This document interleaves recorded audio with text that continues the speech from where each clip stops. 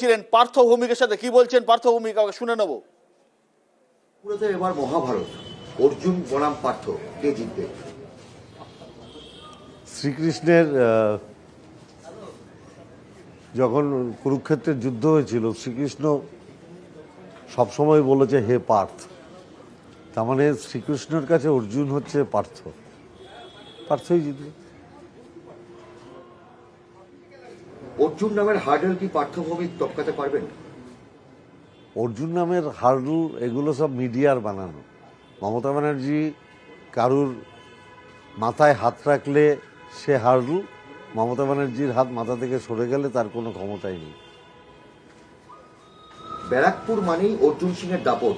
এবার দেখা গেল ভোটের দিন বারবার বিক্ষোভের মুখে পড়তে হলো অর্জুনকে।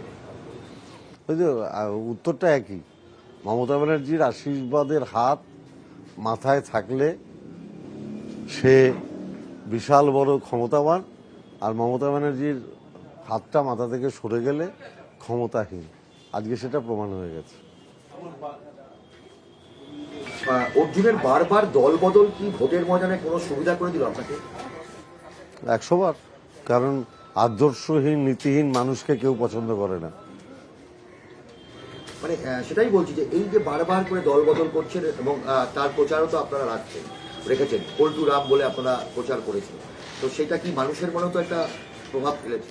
100 বার বললাম তো, আদর্শহীন নীতিহীন মানুষকে কেউ পছন্দ করে না। বিজেপি প্রার্থী অভিযোগ করছেন একাধিক বুথে নাকি তাদের এজেন্টকে বসতে দেওয়া হয়নি। উনি নির্বাচন কমিশনারকে তো বলতে পারতেন। নির্বাচন কমিশনার তো ওনাদেরই লোক, প্যারামিলিটারি ফোর্স। ওনার আর কি চাই? সবই তো ওনার মনের মতো ছিল। তারপরে অভিযোগ করছেন আর উনি নাকি এত বড় বাহুবলী। তারপরে অভিযোগ তো আমার করা উচিত ছিল, তা আমি একটা অভিযোগ করলাম না। উনি এত বড় বাহুবলী, উনি কেন অভিযোগ করছেন? শুনলাম আমরা পার্থ ভৌমিক এবং অর্জুন সিং তারা